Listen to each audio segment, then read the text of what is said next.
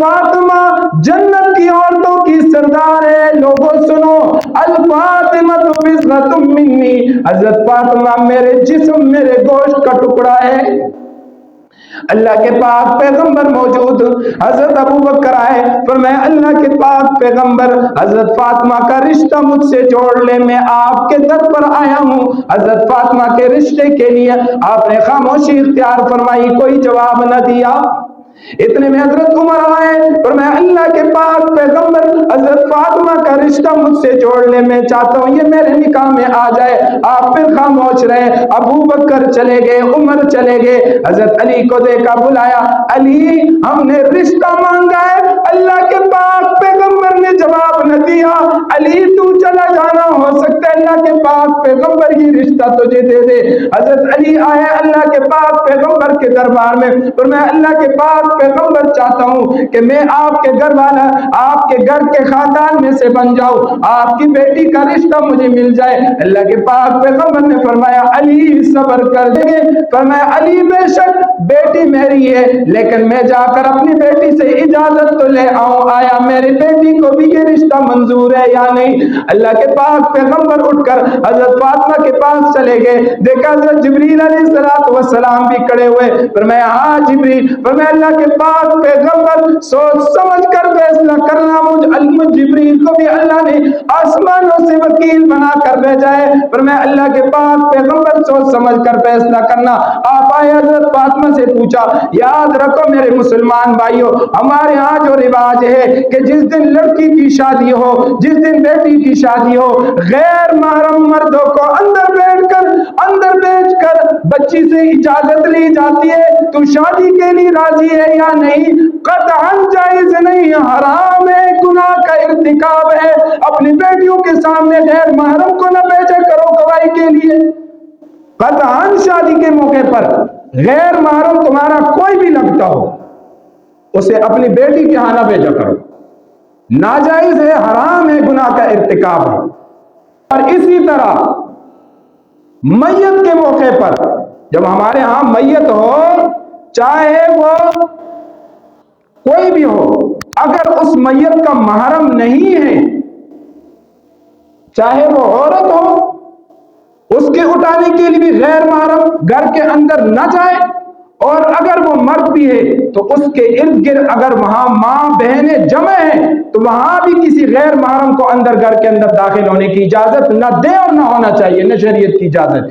چاہے وہ مولوی صاحب، مفتی اعظم صاحب، ولی کامل کیوں نہ ہو، شریعت اسے اجازت نہیں دیتی. جائے ماں بہنیں گھر کے اندر. مولوی صاحب آپ دعا کیوں نہیں کرتے؟ جی میت ہے گھر کے اندر. مولوی صاحب کا کام کیا ہے اندر جانے کی جہاں ماں بہنیں غیر پردہ ہو کر کھڑی ہوئی ہے؟ مولوی صاحب جی آپ دعا کریں. نہیں ہے، قطعاً اجازت نہیں، کوئی دعا لازمی نہیں ہے. کس نے کہا میت کی چارپائی اٹھاتے ہوئے دعا کرنی چاہیے؟ کہیں پر ہے؟ قرآن و سنت شریعت کے اندر ہے. میں اللہ کے پاک پیغمبر صلی اللہ علیہ وسلم نے فرمایا علی صبر کر، میں اپنی لخت جگر، فاطمہ میری لخت جگر ہے، مجھے سب سے عزیز ہے، لیکن میں پوچھ کر تو آ جاؤں فاطمہ کو یہ رشتہ منظور ہے یا نہیں. اللہ کے پاک پیغمبر کے اپنے بیٹی سے رشتے سے متعلق پوچھ کر فرمایا علی ہاں جا کر تیاری کر لینا، شادی کے لیے مہر کے لیے تیاری کر لینا. حضرت علی سے فرمایا ہاں علی پاس کچھ ہے. حضرت علی فرمانے لگے اللہ کے پاک پیغمبر نہ تو نوکری امریکہ میں ہے، نہ برطانیہ میں، نہ انگلینڈ میں ہے، نہ کسی اور جگہ. اللہ کے پاک پیغمبر دو چیزیں ہیں، ایک گھوڑا ہے، ایک زڑے ہے. اللہ کے پاک پیغمبر اس کے علاوہ اگر ہے تو آپ کی تربیت مجھے حاصل ہے، اس کے علاوہ کچھ بھی نہیں. اللہ کے پاک پیغمبر نے فرمایا ہاں میرے علی جا، یہ گھوڑا تو جہاد کے موقع پر کام آئے گا، سواری میں کام آئے گا، لیکن زرے کو لے کر جا کر فروخت کر دینا، اس سے جو پیسے آئے اسے لے آنا، اپنی مہر ادا کر لے، شادی کے انتظامات کر لینا. حضرت علی گھر سے نکلے، اللہ کی طرف سے اللہ کو منظور ایسا تھا، اللہ کی طرف سے اتفاق ایسے تھا. حضرت علی گھر سے باہر نکلے، باہر نکل کر آئے، سامنے دیکھا جی آواز لگائی بائی بازار کے اندر حضرت علی اپنی زرہ فروخت کرنا چاہتے ہیں. حضرت عثمان آئے, فرمایا علی معاملہ کیا ہے؟ فرمایا علی نے رشتہ کر لیا, نکاح کا پیغام دے دیا. اللہ کے پاک پیغمبر نے فرمایا مہر کے لیے انتظام کرو, شادی کے لیے خرچ و خرچے کا انتظام کرو, پاس کچھ نہیں, زرہ برائے فروخت. حضرت عثمان نے 480 درہم دیے. فرمایا علی یہ زرہ مجھے دے دینا. حضرت علی نے 480 درہم لیے, شادی کے لیے واپس ہوئے. اللہ کی شان, قدرت, رحماء بینہم, یہ صحابہ آپس میں محبت کرنے والے بڑے عظیم الشان صحابہ تھے. فرمایا حضرت عثمان نے وہ زرہ 480 درہم میں خرید لی. علی یہ تیری شادی کا خرچہ ہو گیا, لے جا اپنی شادی کر لے, یہ تیرا خرچہ. علی میری طرف آنا. علی واپس پلٹے. فرمایا یہ زرہ عثمان کی طرف سے ہدیہ لے لینا, تحفہ شادی کا قبول کر لینا.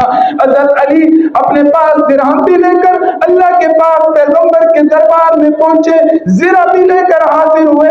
فرمایا علی کیا معاملہ ہے؟ فرمایا عثمان نے زرہ خرید لی, واپس زرہ تحفے میں دے دی اور یہ درہم بھی دے دیا. اللہ کے پاک پیغمبر نے ہاتھ اٹھائے, ادھر سے عثمان آئے, ادھر سے آپ صلی اللہ علیہ وسلم نے حضرت عثمان کے حق میں ہاتھ اٹھائے. فرمایا یا اللہ یہ عثمان تو اس سے راضی ہو جائے, اس کے لیے جنت کے فیصلے کر دے. اللہ کے پاک پیغمبر نے دعا فرمائی. لوگوں بڑی عجیب اتفاق تھی, یہاں نکاح کا معاملہ شروع ہو گیا. اللہ کے پاک پیغمبر نے اعلان فرمایا ابو بکر کہاں ہے؟ فرمایا ابو بکر کو بلایا جائے. حضرت ابو بکر آئے. فرمایا عمر کہاں ہے؟ فرمایا عمر کو بلایا جائے. حضرت عمر آئے. فرمایا میرے صحابہ یاد رکھو, آج میری بیٹی فاطمہ لخت جگر میں حضرت علی کے حوالے کر رہا ہوں, نکاح پڑھا رہا ہوں, لیکن میرے اس گواہ, میرے اس بیٹی کے گواہ جو شادی کے گواہ ہے, ایک حضرت ابو بکر ہے, ایک حضرت عمر ہے. اس شادی پہ جو خرچے کرنے والے ہیں وہ سیدنا عثمان غنی رضی اللہ تعالیٰ عنہ ہے. یہ شادی جس کے گھر ہو رہی ہے وہ حضرت علی ہے. یہ شادی جس کے گھر سے ہو رہی ہے وہ محمد رسول اللہ ہے. یہ وہ عورت, یہ جنت کی عورتوں کی سردار ہے, یہ محمد رسول اللہ کی بیٹی ہے. فرمائے اس کے اندر گواہ ابو بکر عمر ہوں گے. اس شادی کا خرچہ حضرت عثمان اٹھائیں گے. تو میرے یارو یاد رکھو, ابو بکر پر انگلی اٹھاؤ گے, حضرت عمر پر انگلی اٹھاؤ گے تو ایسا ظلم کرو گے, حضرت علی کی شادی نکاح پر انگلی اٹھانے والے بن جاؤ گے.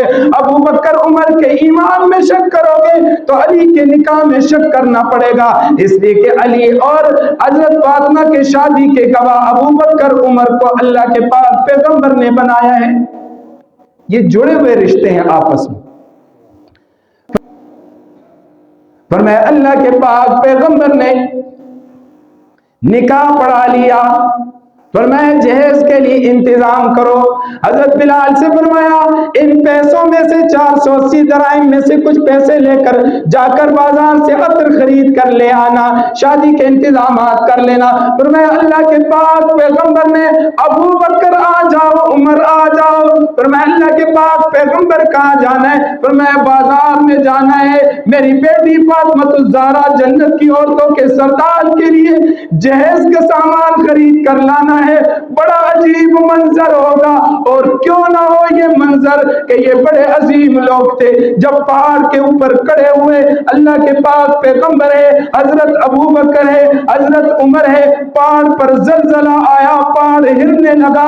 بلکہ یوں کہا جائے کہ پہاڑ کے اوپر اللہ کے پاک پیغمبر کے قدم لگے, صدیق کے قدم لگے, عمر فاروق شہید کے قدم لگے, تو پہاڑ بھی وجد میں آ کر جھومنے لگا کہ آج پہاڑ بھی فخر کرنے لگا, مجھ پر اللہ کے پاک پیغمبر بھی ہے, صدیق بھی ہے, فاروق بھی ہے.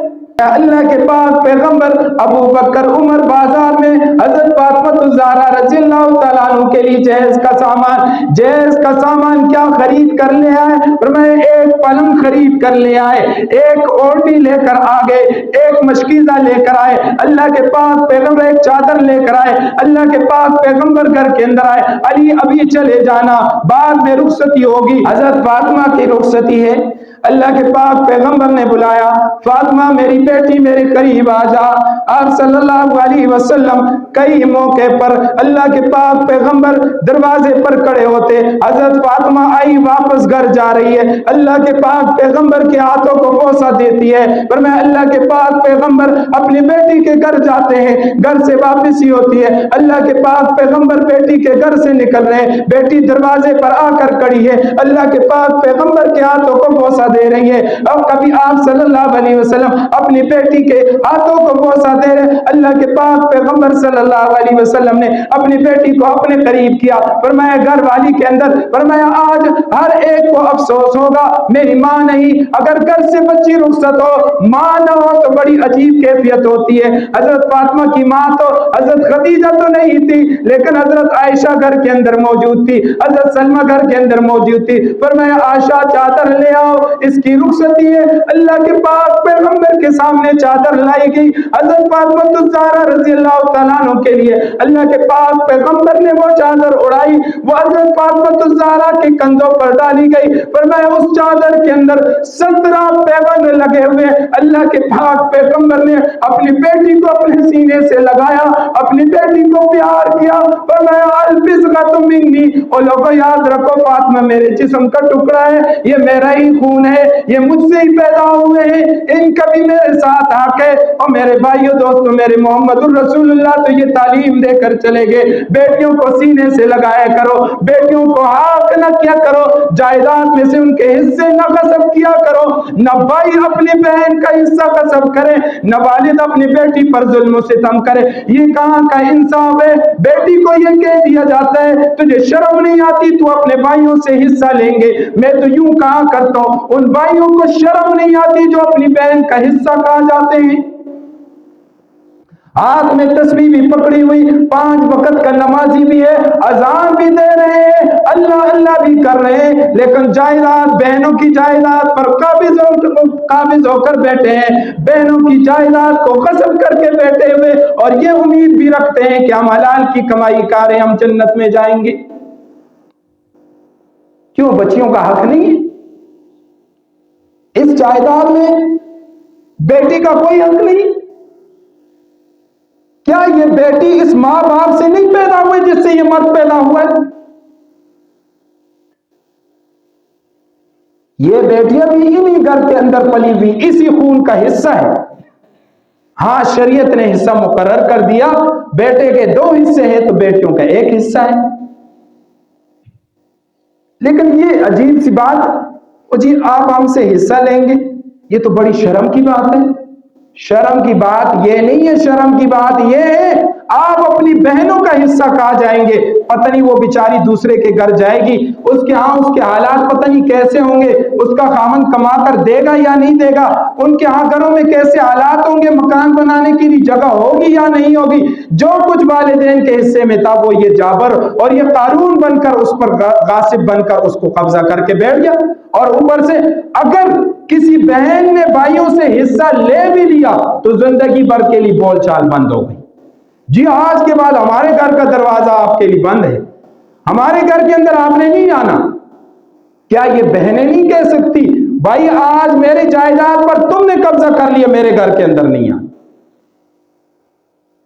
میں اللہ کے پاک پیغمبر فاطمہ الزہرا رضی اللہ تعالیٰ عنہ کو اپنے گھر سے رخصت کر رہے ہیں، اپنے سینے سے لگایا، اپنے قریب کیا، فرمائے فاطمہ تو محمد کی بیٹی ہے، آج تک تو اس گھر میں رہی ہے، آج تیری رخصتی ہو رہی ہے، آج کے بعد محمد کا اختیار تجھ سے ختم ہو چکا ہے، محمد کا تجھ پر کوئی اختیار نہیں، تیرا خاوند علی ہے، علی تجھے اجازت دے تو میرے گھر چل آنا، علی اجازت نہ دے تو فاطمہ اپنے خاوند کے اجازت کے بغیر مجھ محمد الرسول اللہ کے گھر چل کر نہ آنا۔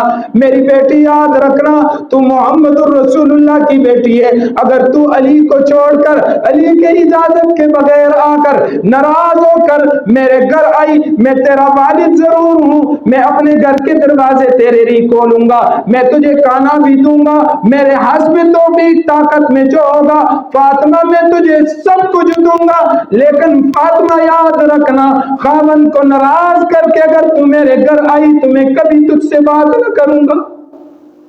ہمارے یہاں تو باقاعدہ پہلے دن سے تربیت ہوتی ہے، بیٹی ہم تجھے اس گھرانے میں بھیج تو رہے ہیں، لیکن یہ یاد رکھنا کوئی اونچی بات کرے، ساس ماں تیری اونچی بات کرے تو اس طرح کڑک جواب دینا کہ آئندہ وہ تیرے سامنے جو ہے آواز اونچی نہ کر سکے.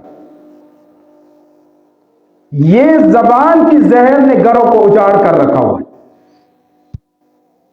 امن نہیں ہے گھروں کے اندر، لڑائی جھگڑے فتنے فساد صبح شام، نہ بڑی کی تمیز نہ چھوٹے کی تمیز، ہر وقت گھر کے اندر بے سکونیاں. کیوں؟ اس لیے کہ گھر کے اندر رشتہ تو کر لیا، سب چیزیں دیکھ لی ہے، لندن میں کاروبار ہے، 10 لاکھ کی کمائی کرتا ہے، 10 بلڈنگوں کا مالک ہے، کروڑ پتی ہے، کربوں کی جائیداد ہے، حسن میں آلہ ہے، تعلیم 20 ڈگریاں کی ہوئی ہے، لیکن یہ نہ دیکھا کہ اس کے اندر زندگی گزارنے کی تربیت بھی ہے یا نہیں. قرآن جو ہمارا رہنما ہے، اس قرآن کی تعلیم بھی اس کے گھر کے اندر ہے یا نہیں.